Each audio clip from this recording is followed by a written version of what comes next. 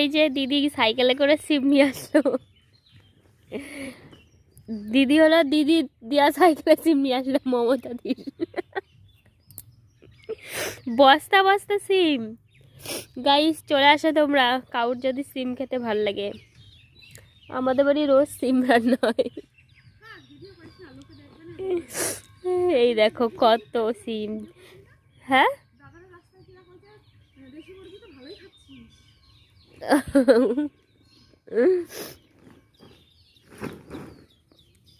দেশি মুরগি, ও সেদিনকা